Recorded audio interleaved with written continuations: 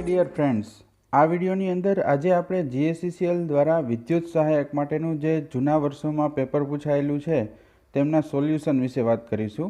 અને આમની અંદર જે ઇલેક્ટ્રિકલ માટેનો જે બેઝિક સિલેબસ છે, સિલેબસના ટોપિક, એમના ટોપિક વાઇઝ આપણે સોલ્યુશન જોતા જશું કે કેટલા માર્ક્સનો કયા ટોપિક્સમાંથી પૂછાય છે એ પણ સમજશું.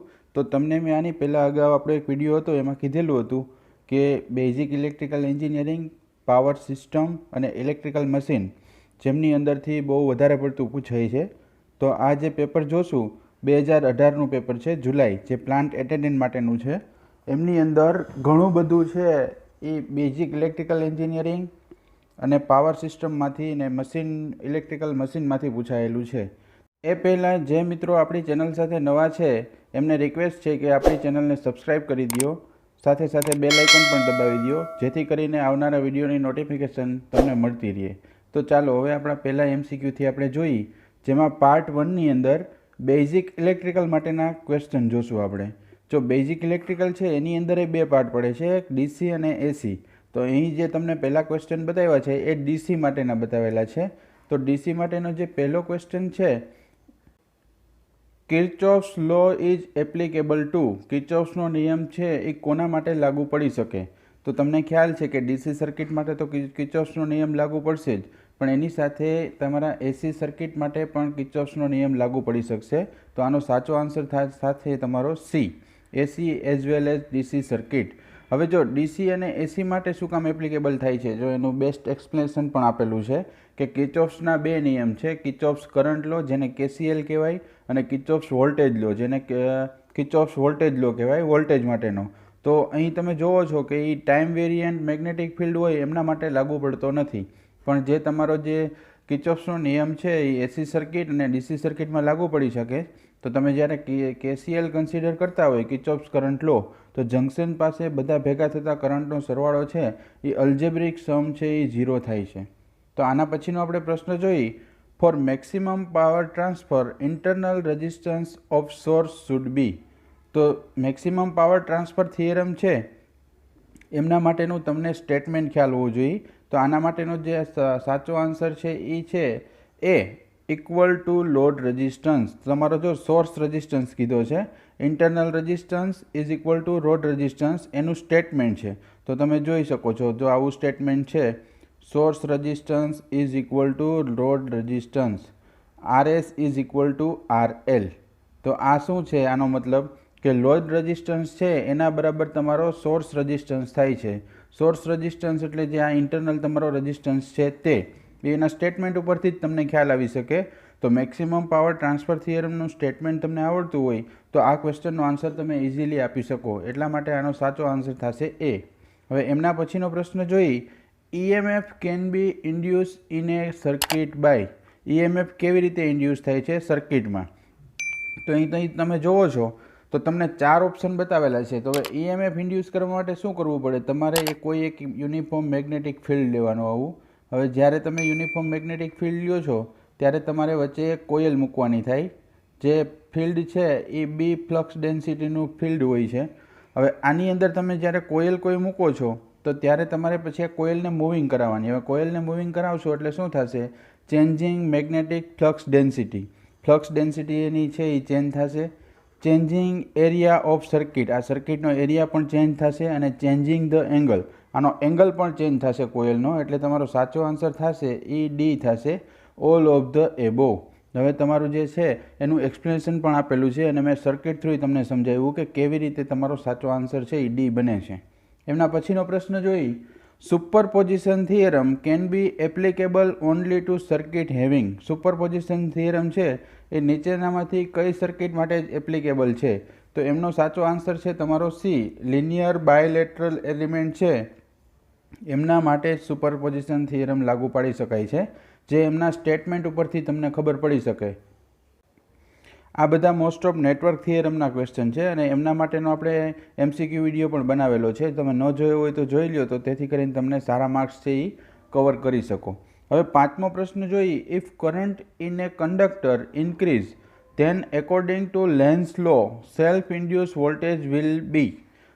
સેલ્ફ ઇન્ડ્યુસ વોલ્ટેજ કેટલા થાય છે જ્યારે લેન્ઝ લો તમે લાગુ પાડો છો કોઈ કંડક્ટરની અંદર ત્યારે, તો એ ટાઈમે તમારો સાચો આન્સર મળે છે ડી તમને, produce current opposite to the increase current. જે કરંટ છે એ પ્રોડ્યુસ થતો હોય એ તમારો પ્રોડ્યુસ કરંટ છે એ ઇન્ક્રીઝ કરંટના ઓપોઝિટ ડાયરેક્શનની અંદર હોય છે. એમના પછીનો પ્રશ્ન જોઈ, the magnitude of the induce EMF in a conductor depends on the.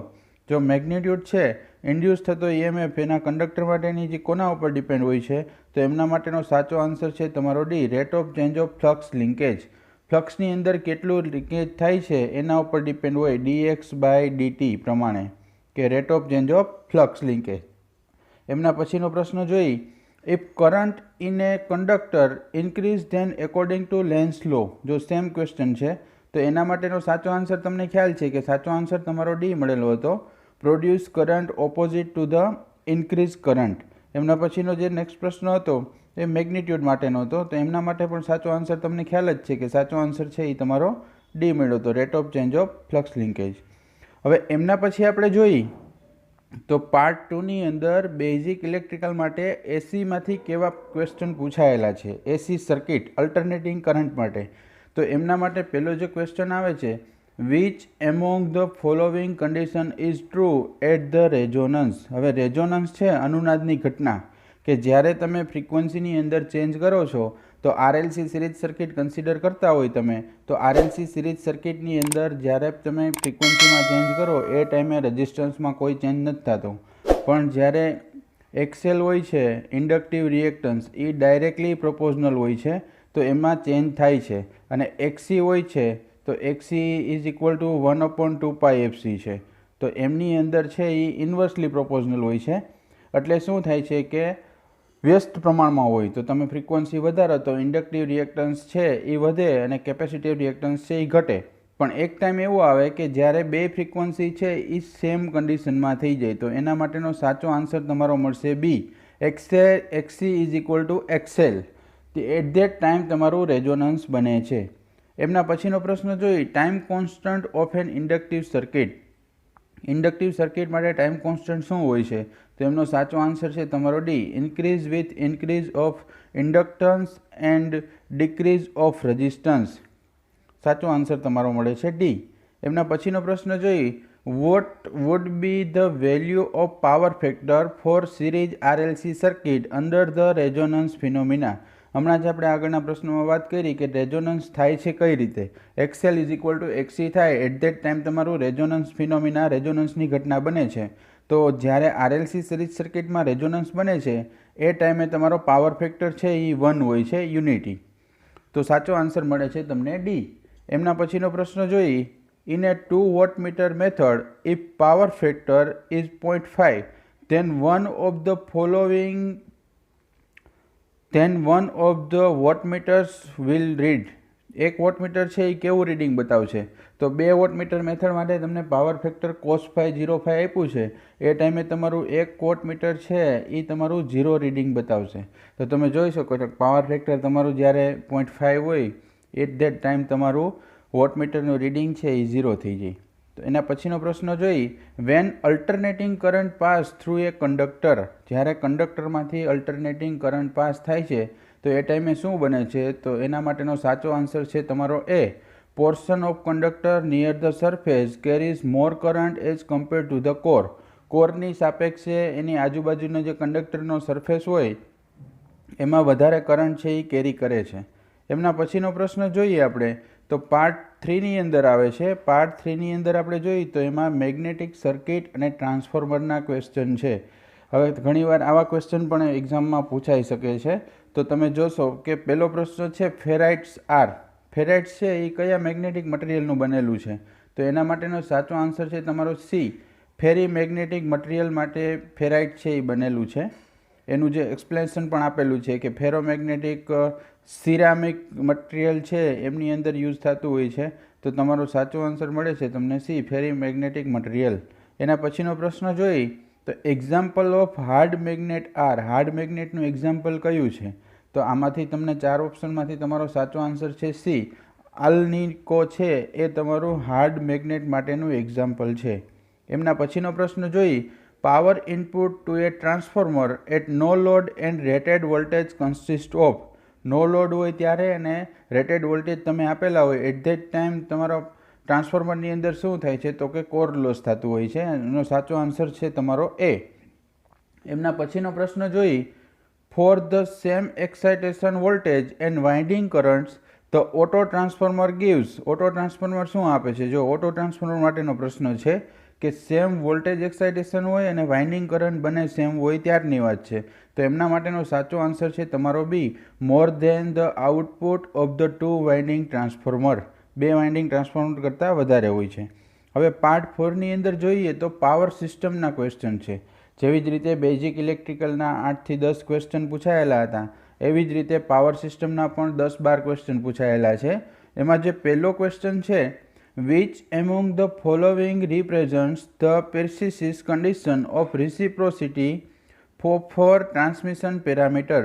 હવે ટ્રાન્સમિશન પેરામીટર માટે જો આ બહુ જ અગત્યનો પ્રશ્ન છે, તો આના માટેનો સાચો આન્સર છે એ તમારો બી મળે છે, AD - BC = 1. તો એ મળે છે કેવી રીતે? તો એના માટે તમને નિશ્ચાયક છે એ આવડવું જોઈએ. નિશ્ચાયક માટે શું હતું કે એક જેને આપણે મેટ્રિક્સ ફી કહીએ છીએ, ABCD 4 પેરામીટર હોય છે. આ રીતે એ 4 પેરામીટરનો તમારે આ રીતે ચોકડી ગુણાકાર કરવાનો. હવે તમે આ રીતે જ્યારે ચોકડી ગુણાકાર કરશો તો શું થાય? AD - BC = તમારું 1 થઈ જાય છે, =1. તો આ કન્ડિશન તમને યાદ હોય તો તમે આ ક્વેશ્ચનનો આન્સર છે એ લખી શકો છો. આ ક્વેશ્ચન બહુ ઘણીવાર પૂછાય છે. એમના પછીનો પ્રશ્ન જોઈ, transmission efficiency increase as. Transmission efficiency ક્યારે ઇન્ક્રીઝ થઈ શકે? તો જ્યારે તમારું જે ટ્રાન્સફોર્મર હોય, ટ્રાન્સમિશન લાઇન છે, તો ટ્રાન્સમિશન લાઇનની અંદર તમારો વોલ્ટેજ અને પાવર ફેક્ટર બે ઇન્ક્રીઝ થાય એટ ધેટ ટાઈમ તમારી ટ્રાન્સમિશન એફિશિયન્સી છે એ ઇન્ક્રીઝ થતી હોય છે. તો એનો સાચો આન્સર તમને મળ્યો તો સી. એમના પછીનો જો પ્રશ્ન જોઈએ આપણે, તો નેક્સ્ટ પ્રશ્ન છે, the bundling of conductor is done primarily to. જો બંડિંગ છે તો એ પ્રિલિમિનરી શું છે? તો એમના માટેનો સાચો આન્સર તમને મળે છે એ, રિડ્યુસ રિએક્ટન્સ. રિએક્ટન્સને રિડ્યુસ કરવા માટે યુઝ થાય છે. એમના પછીનો પ્રશ્ન જોઈ તો નેક્સ્ટ પ્રશ્ન છે, the changes of corona are maximum during. કોરોનામાં ચેન્જીસ ક્યારે આવે છે? જે કોરોના ઇફેક્ટ છે તે. તો એમના માટેનો સાચો આન્સર મળે છે તમને સી, હ્યુમિડ વેધર હોય એટ ધેટ ટાઈમ મેક્સિમમ છે એ કોરોનાની અંદર ચેન્જીસ થતું હોય છે.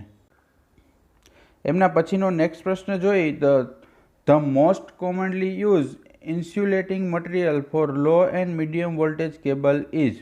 લો અને મીડિયમ વોલ્ટેજ કેબલ માટે આમાંથી સૌથી વધારે કોમનલી યુઝ થતું હોય એવું ઇન્સ્યુલેટિંગ મટીરિયલ કયું છે?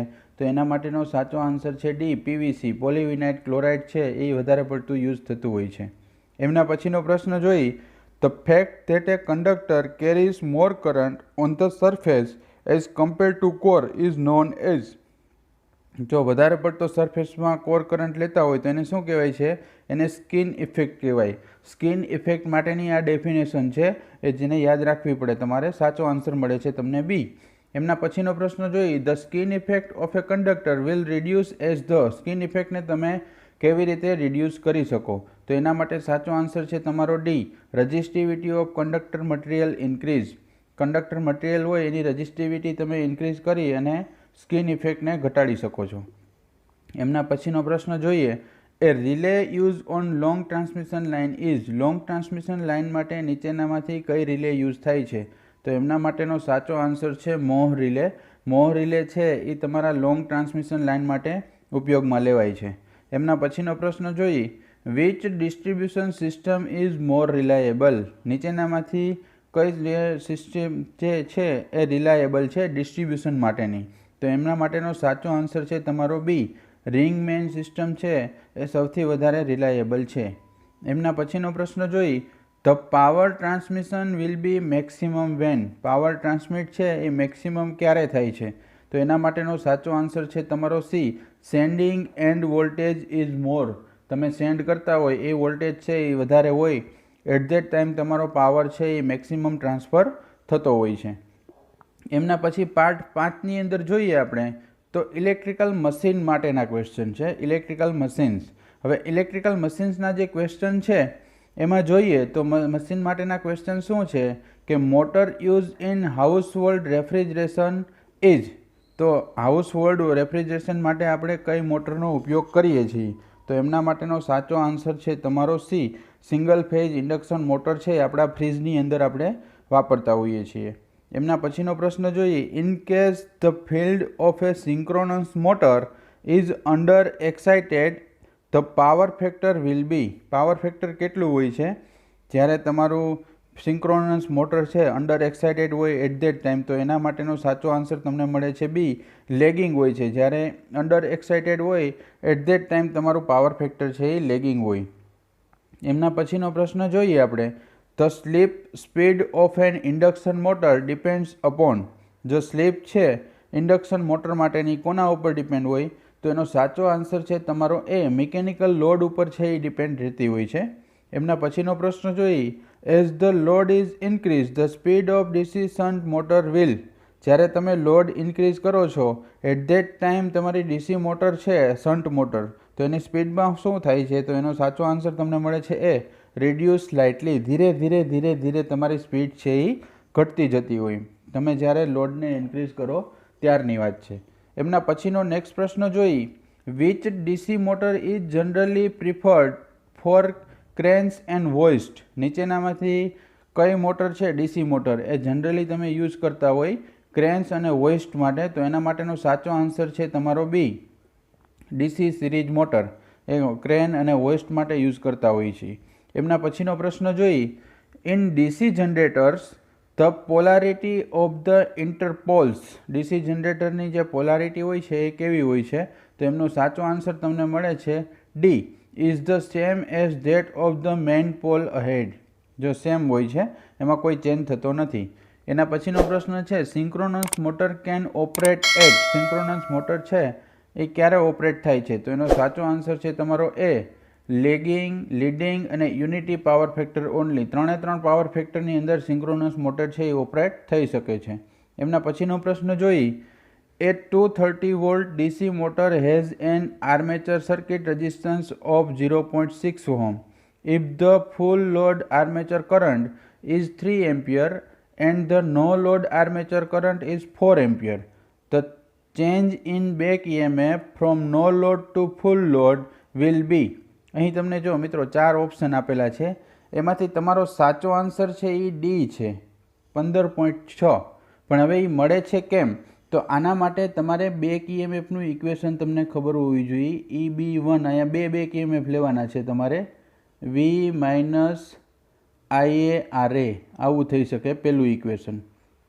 તો પહેલા ઇક્વેશનની અંદર તમે જુઓ તો 230 વોલ્ટેજ આપેલા છે એટલે તમે આની અંદર જોશો તો 230 વોલ્ટ તમે લખી શકો.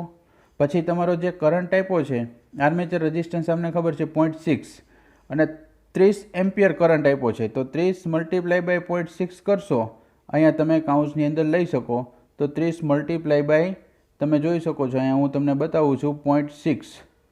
હવે જ્યારે આ વસ્તુ થાય છે 0.6 તો એ ટાઈમે તમારો જે આન્સર મળે છે 230માંથી તમારે બાદ કરવાનો રહે. હવે 230માંથી તમે બાદ કરશો એટલે આઈ થિંક તમારો 212 પોઈન્ટ કંઈક સમથિંગ જેવો મળે છે. આ તમને EB1 મળશે. હવે જ્યારે તમને આ EB1 મળ્યું તો પછી તમારે પાછું EB2 પણ ગોતવું પડે છે. હવે EB2 ગોતશો એટલે V માઇનસ IA RA પ્રમાણે તમે જુઓ તો તમારે જે કરંટ અહીંયા 30 લીધો છે એ તમારે 4 લેવાનો, અહીં 230 માઇનસ 4 મલ્ટીપ્લાય બાય 0.6 એટલે એ તમારું 227 પોઈન્ટ જેવું સમથિંગ મળે છે. તો હવે તમારું EB2 માઇનસ EB1 કરશો એટલે તમારો સાચો આન્સર તમને મળશે ડી, 15.6 વોલ્ટ છે એ તમારો સાચો આન્સર થઈ જશે. તો એમના પછીનો આપણે પ્રશ્ન જોઈએ, which motor should not be started on no load, no load ઉપર નીચેનામાંથી કઈ મોટર છે એ સ્ટાર્ટ નથી થતી? તો એના માટેનો સાચો આન્સર છે તમારો સી, ડીસી સિરીઝ મોટર છે એ સ્ટાર્ટ થઈ શકતી નથી.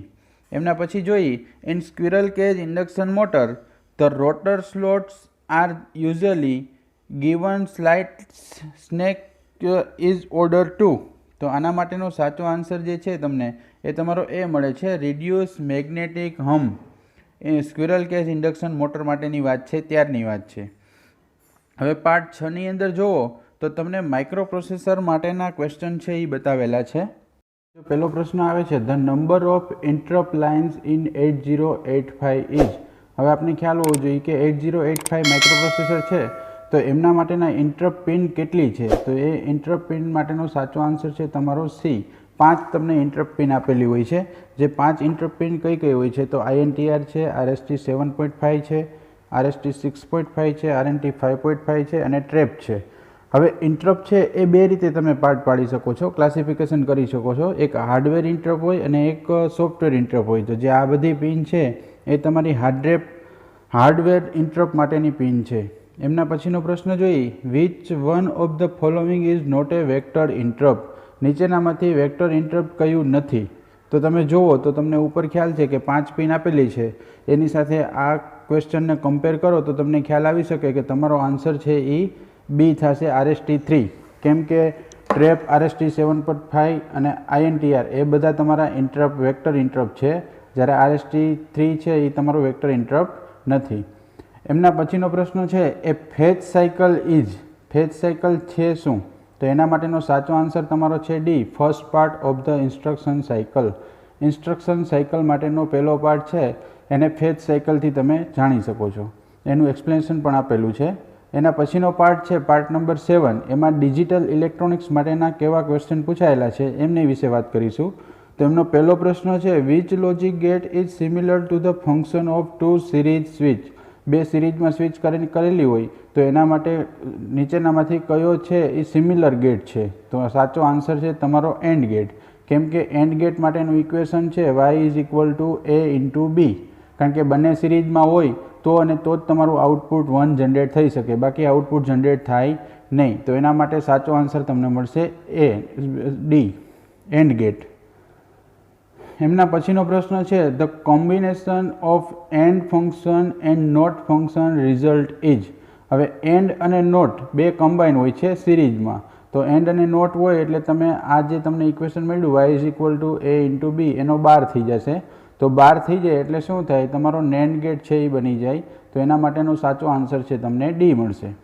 એમના પછીનો પ્રશ્ન જોઈ, according to Boolean algebra 1 plus a plus b plus c is equal to. તો આના બરાબર શું થઈ શકે? તો એ તમને નલ્સ લો આવડતો હોય તો એના ઉપરથી તમે ફાઇન્ડ કરી શકો કે એનો સાચો આન્સર છે એ 1 મળશે. શું કામે? કેમ કે 1 plus a is equal to 1 થાય, 1 plus b is equal to 1 થાય. તો એના ઉપરથી તમે જોઈ શકો છો, અહીંયા તમને બતાવ્યું છે કે નલ્સ લો પ્રમાણે 0 into a is equal to 0 છે અને 1 plus a is equal to 1 છે. તો એનો સાચો આન્સર છે 1 plus a plus b plus c is equal to 1 થશે. એમના પછીનો પ્રશ્ન જોઈ, a toggle operation is use. Toggle operation કઈ જગ્યાએ યુઝ થાય છે? તો એના માટેનો સાચો આન્સર છે D, with a flip flop circuit. હવે ફ્લિપ ફ્લોપ સર્કિટ કેવી હોય છે તમે જોઈ શકો છો. જો અહીંયા ફ્લિપ ફ્લોપ બતાવેલું છે, એમની અંદર બે આઉટપુટ છે Q અને Q બાર, એકબીજાના ઇન્વર્ટ આઉટપુટ મળે છે. તો ટોગલ સર્કિટ તમારો સાચો આન્સર થશે, બતાવેલો છે તે. એમના પછીનો પાર્ટ જોઈ તો પાર્ટ 8ની અંદર બેઝિક ઇલેક્ટ્રોનિક્સ માટેના કેવા ક્વેશ્ચન પૂછાયેલા છે એમના વિશે વાત કરીશું. તો એમનો પહેલો પ્રશ્ન છે, in an ideal opamp the output impedance is. તો આઈડિયલ ઓપેમ્પ માટે આઉટપુટ ઇમ્પિડન્સ કેવો હોય?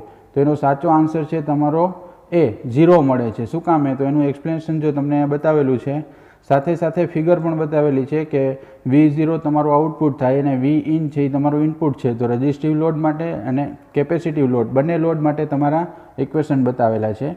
એમના પછીનો પ્રશ્ન જોઈ, in Zener diode the breakdown is due to Zener has doping. તો ઝેનર ડાયોડ માટેનું જે ડોપિંગ હોય છે એ ડોપિંગ કેવું હોય? તો એ હાઈએસ્ટ હોય છે. તો સાચો આન્સર તમને મળશે તમારો ડી, કે હેવીલી ડોપેડ હોય એટલા માટે સાચો આન્સર મળશે ડી. એમના પછીનો પ્રશ્ન જોઈ, in a semiconductor diode the barrier offers opposition to. Semiconductor ડાયોડની અંદર તો એમાં શું હોય છે કે મેજોરિટી કેરિયર છે એ બંને રિજિયનમાં હોય. તો એનો સાચો આન્સર તમને મળશે D, majority carrier in both region. એ કેવી રીતે બંને રિજિયનમાં છે તો તમે એનું એક્સપ્લેનેશન પણ રીડ કરીને સમજી શકો કે P અને N જંક્શન હોય તો P અને N રિજિયન છે એકબીજા સાથે રિસ્પેક્ટિવલી હોલ અને ઇલેક્ટ્રોન્સ હોય છે. એમના પછીનો નેક્સ્ટ પ્રશ્ન જોઈ, what is an ideal value of attenuation for the frequencies in pass band specially for a cascade configuration.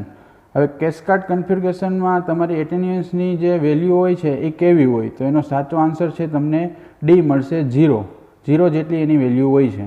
એમના પછીનો પ્રશ્ન છે the input and output signal for CE amplifier are always common emitter amplifier હોય તો એમના input અને output impedance છે એ આઉટપુટ અને ઇનપુટ સિગ્નલ તમારા મળતા હોય છે એ કેવા હોય તો સાચો આન્સર છે તમારો બી આઉટ ઓફ ફેઝ એકબીજા કરતાં આઉટ ઓફ ફેઝ હોય છે.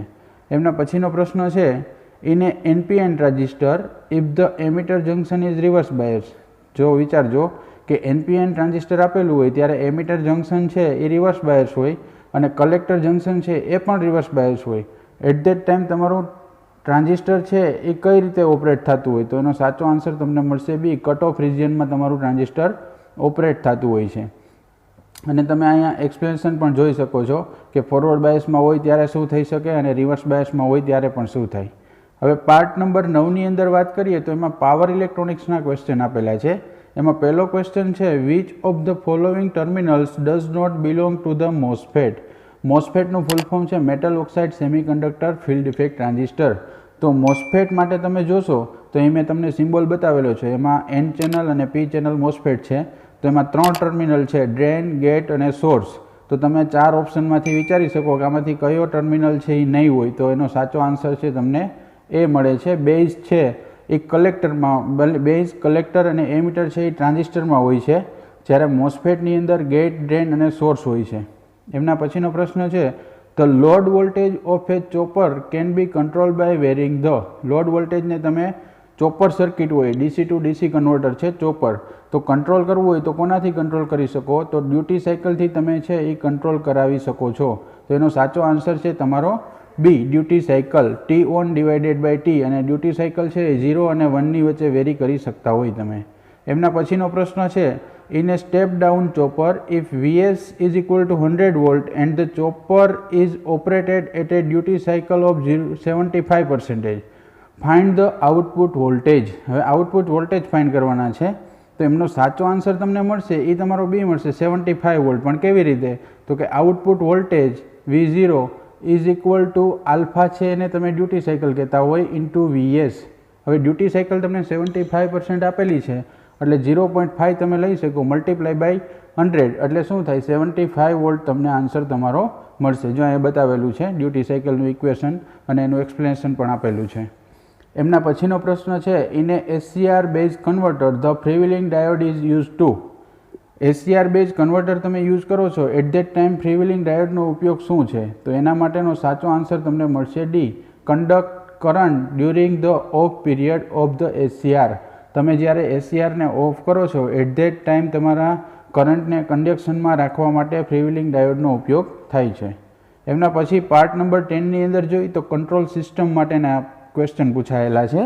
જેમાં પહેલો ક્વેશ્ચન છે in A open loop system the control action. Open loop control system હોય તો ઓપન લૂપની અંદર શું હોય છે કે તમે જેવું ઇનપુટ આપશો એવું જ તમારું આઉટપુટ છે એ બહાર મળતું હોય. આ સાઈડ છે એ ઇનપુટ હોય છે અને બીજી સાઈડ છે એ તમારું આઉટપુટ હોય છે. તો એ તમારું જેવું તમે ઇનપુટ આપો એવું જ આઉટપુટ મળે એટલે એનો સાચો આન્સર શું થાય છે કે is independent of the output. Output ઉપર આધાર રાખતું નથી. જેવું ઇનપુટ આપો એવું જ તમને આઉટપુટ મળતું હોય.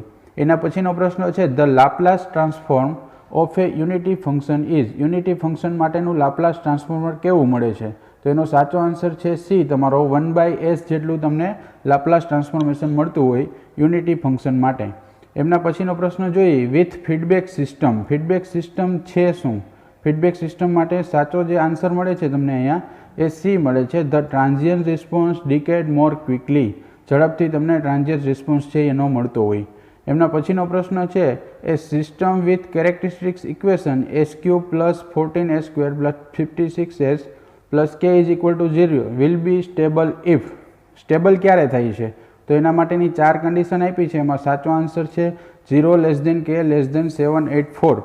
તો એ કેવી રીતે થાય છે? હવે જો એ તમને રૂટ વિડ્થ એરે આવડતું હોય તો તમે ફાઇન્ડ કરી શકો કે એમના રૂટ કઈ રીતે બને છે. તો તમે જુઓ છો S3, S² S1 અને S0 તો એના ઉપરથી કન્ડિશન છે 0 less than K less than 784 જેટલી મળતી હોય છે. હવે 11મો જે પાર્ટ આવે છે એમની અંદર electrical measurement and electrical instrument છે એમના ક્વેશ્ચન પૂછાયેલા છે. તો પહેલો ક્વેશ્ચન છે a bridge use for measurement of capacitance is. કેપેસિટન્સને મેજર કરવા માટે નીચેનામાંથી કયા બ્રિજનો ઉપયોગ થાય? તો એના માટેનો સાચો આન્સર છે તમારો એ. સ્કેરિક બ્રિજ છે એ તમારો કેપેસિટન્સ મેજર કરવા માટે યુઝ થતો હોય છે. એમના પછીનો પ્રશ્ન આવે છે, which of the following type of instrument can not be use for DC? DC માટે નીચેનામાંથી કયું ઇન્સ્ટ્રુમેન્ટ યુઝ નથી થતું? તો એનો સાચો આન્સર છે ઇન્ડક્શન ટાઈપ. ઇન્ડક્શન ટાઈપ છે એ તમારું એસી માટે યુઝ થાય છે, ડીસી માટે યુઝ થતું નથી. એમના પછીનો પ્રશ્ન જોઈ, Maxwell bridge is use to major. Maxwell bridge છે એ શેના માટે મેજર કરવા માટેનો ઉપયોગ છે? તો મેક્સવેલ બ્રિજ છે એનાથી તમે ઇન્ડક્ટન્સ છે એ મેજર કરી શકો છો. કેપેસિટન્સ મેજર કરવા માટેનો આગળનો પ્રશ્ન હતો અને મેક્સવેલ બ્રિજથી તમે ઇન્ડક્ટન્સ મેજર કરી શકો છો.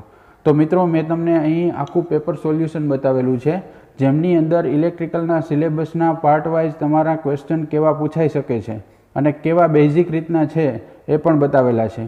જો તમને અમારો વિડીયો પસંદ આવ્યો હોય તો લાઇક કરો, તમારા મિત્રો સાથે શેર કરો અને સબસ્ક્રાઈબ કરો. Thank you for watching my video.